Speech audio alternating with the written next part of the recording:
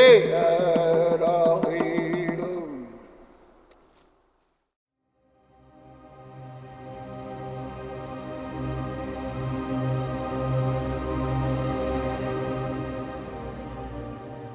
name is Brandon McHone. I am a member of the Nez Perce tribe, and I'm a senior in high school. My Nez Perce name is Titwatitiaya, which means storyteller in Nez Perce.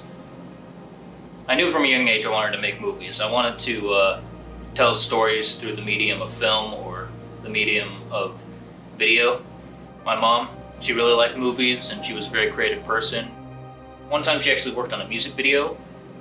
She was just a very creative person, and I guess I kind of took up some of that. I was kind of isolated as a kid. I didn't have a lot of friends. I mainly hung out with my cousins, and a lot of times I would just watch movies, and I would learn how they're made. I would, scroll through them, go back and forth just to see how they did a certain shot. I would rewind it just for fun, just to see how they did that. And it was interesting to me at a young age. And as I got older, I started messing around with different cameras and just learning how to make movies.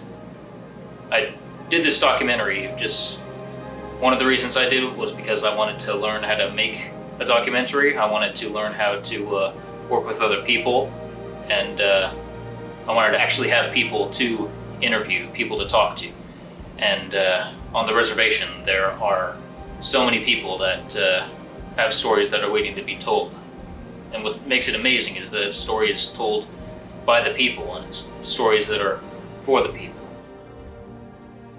Through interviewing them, we were able to learn about who they were. We were able to learn about what they did as artists on the reservation, and they were able to show us how they're able to take what they're good at and what they like doing and mix it with tradition, and take those two things and put them together and impact other people. There are so many different outlets and so many different ways for people on the reservation to preserve and to spread their information, their knowledge of the Nez Perce people. I personally didn't realize how amazing what I'm capturing was until I saw the reaction of people who were with us when we were filming the documentary, people who hadn't heard these stories before. Because I grew up native, so I'm surrounded by this stuff all the time, and I had no idea how much of an impact it really is that we're capturing all of this. But it's really an amazing thing that we're able to show this and preserve it, I suppose, digitally. Creativity is anywhere. Creativity is a very essential part of humanity, and it's ingrained in our culture. I really hope you enjoy my film.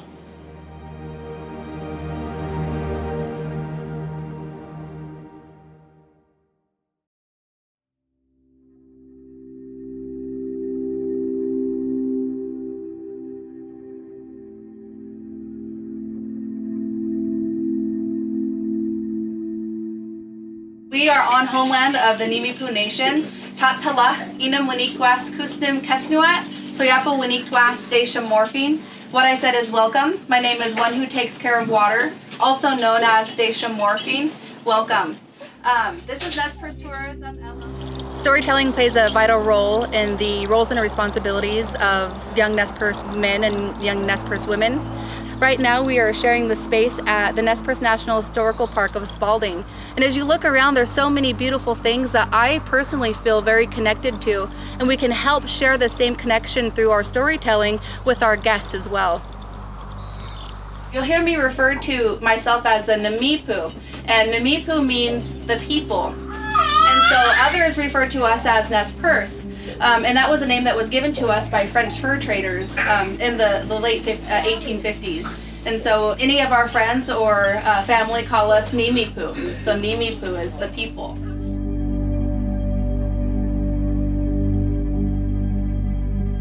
One of the things that ties us together so closely is the 5 elements that we all need in order to survive. And I heard of these 5 elements, and they were taught to me by Alan Pinkham Sr.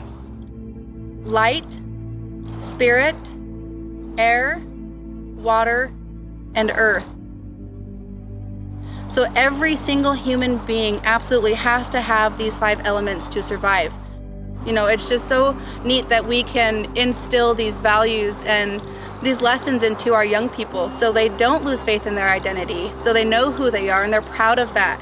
You know, for a very long time, I was confused at my identity, being, you know, half Nez Perce and half non-tribal. And it was really hard for me to navigate through these worlds, per se. But, you know, nowadays, I feel very proud of who I am.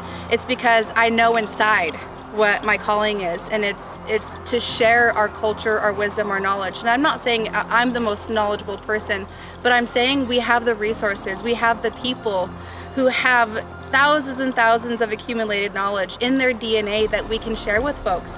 And I've seen that, I've felt that. It's a spirit that lives in us all. To sit with our elders with no phones, no notepads, and just to close your eyes and hear these stories. I mean, it's the most beautiful time that you can ever imagine.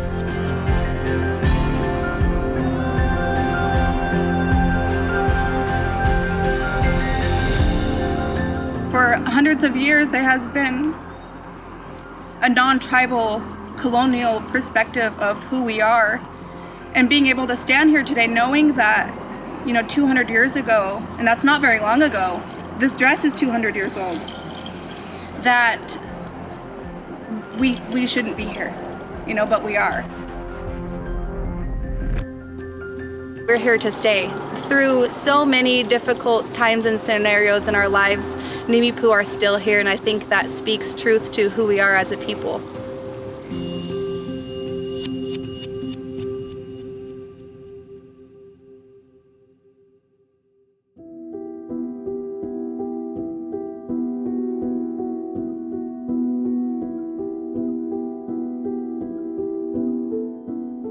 Generationally, there's been a lot of disrespect that has been leveled against the land, against our people, against our way of life. And so those kind of learned, you know, sorts of things have to be unlearned. And so that our young people understand what that truly means to respect.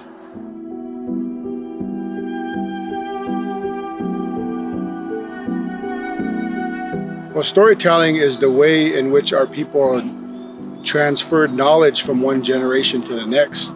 It was the way in which we educated ourselves, educated those that were coming behind us, especially the grandchildren. There was a special relationship that existed between grandparents and our grandchildren, where that information was transferred from the grandparent to the grandchild. And because of that certain relationship that our people had in the original times, and I think that persists as well today, it's also a way in which we provide and give meaning to the world around us, the very land that we walk on. Even this place right here, Iyiwa, place where the small stream enters the large water. You know, there's place names all the way around here that teach us and tell us about what happened here, about our history, and more importantly, what it truly means to be Nimiipuu and how we're tied to this place, to this land. Considering our people have been here for tens of thousands of years, those stories go back that far to creation, to the time things were put into place. And so it reminds us of where we came from, what came before us, and what our responsibilities as a people moving forward into the future.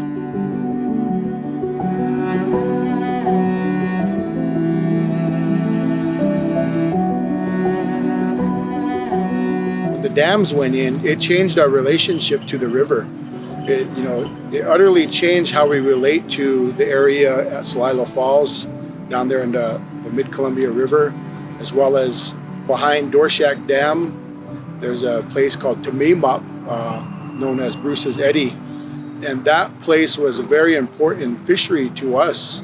And not only in terms of the resource that was there, but the interaction with the land, the interaction with the salmon. That's what makes who we are.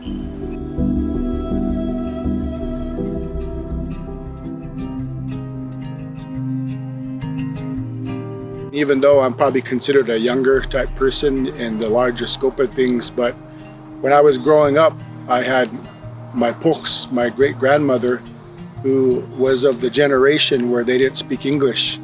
And the way that we are dressed today is, we dress this way on certain occasions. Certain ceremonial occasions the women will wear the wing dress and the moccasins.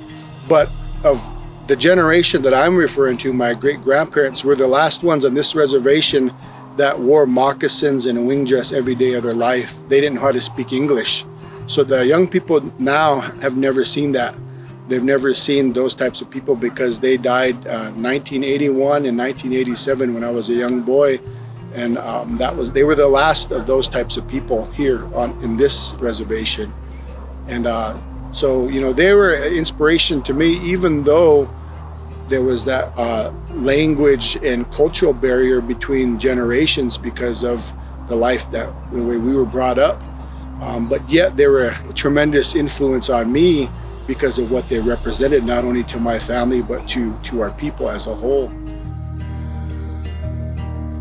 The main thing that forms our identity, our language, our ceremonial, our way of life is connected to the land. And when the new people came here, they brought their own ideas of what they wanted to see happen to this land. But for us, we conformed our lives in accordance to what the land was providing to us. So it was a whole different worldview, it was a whole different perspective of how we related to the land. Not as a resource-based relationship, but as a true relationship where you take and you give, you have responsibilities, you're accountable to the land, even though the land's providing for you. That's really ultimately what it means to be Nimiipuu, is based on that relationship. Our language, our song, they come from this land.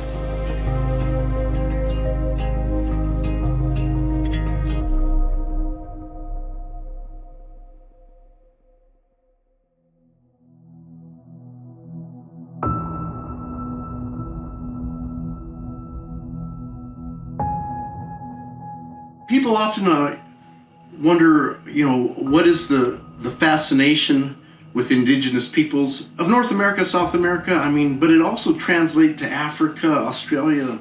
Beadwork is very important.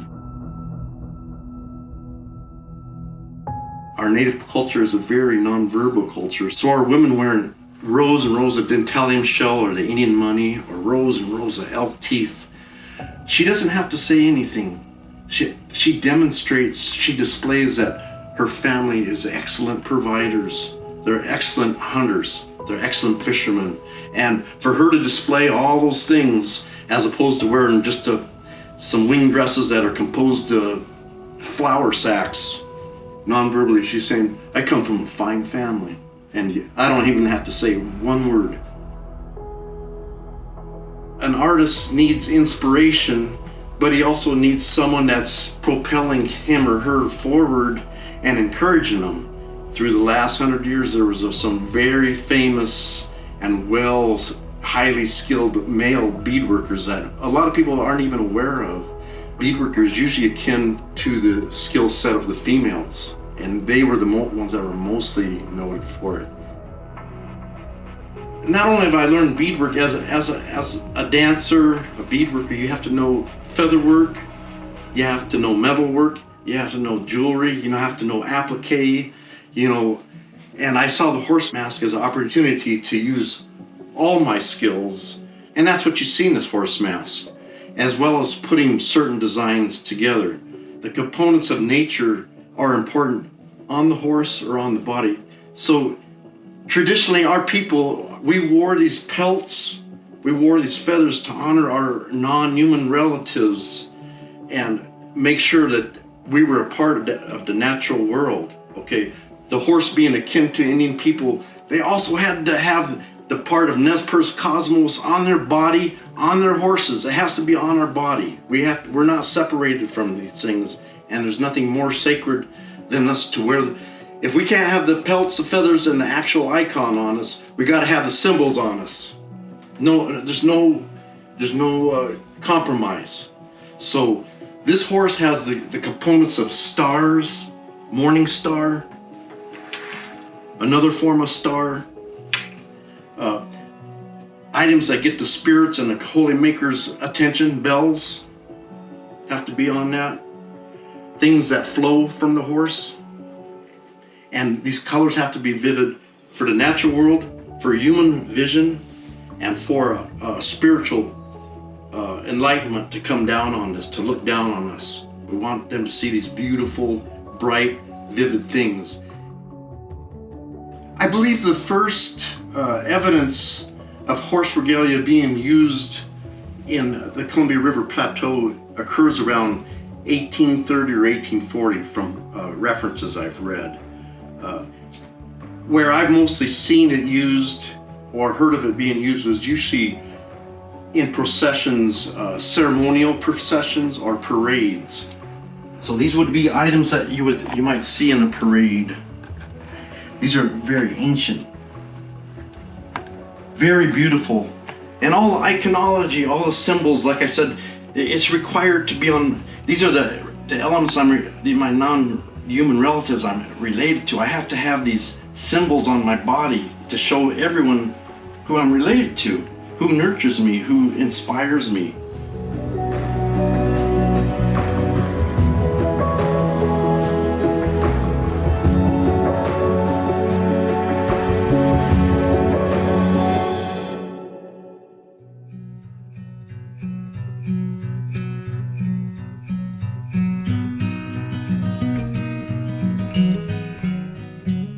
Beadwork is sacred to us just as Native American people. And so the fact that we can still continue to do an art form that our ancestors have done is actually like the coolest thing ever to me.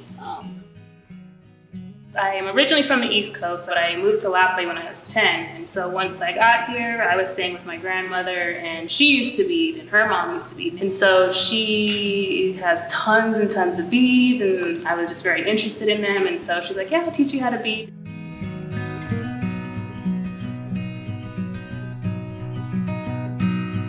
So my first piece didn't come out very great. It wasn't that good, but someone bought it, and I was like, okay, cool. So I'm like, it just motivated me to keep going. And then so the next piece I did was this one, actually, the Chief Joseph piece. And I knew I wasn't ready for it. You don't just jump into portraits or, faces immediately. And so once I finished it, I was super proud of myself. I challenged myself. I ended up giving it to my grandmother, and she just loved it. She just bragged about it to all her friends at all the powwows, and so she loved it. And I'm like, okay, like I must be doing good. So that's like the oldest piece I think I even have.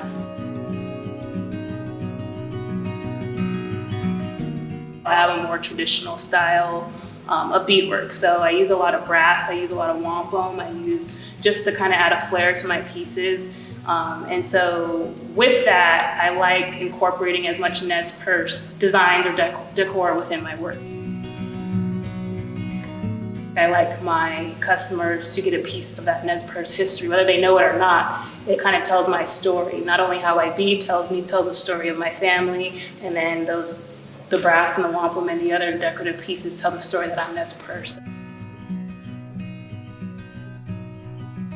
So I'll do a lot of simple and modern stuff. So just like the backpack, some people having bead on certain things.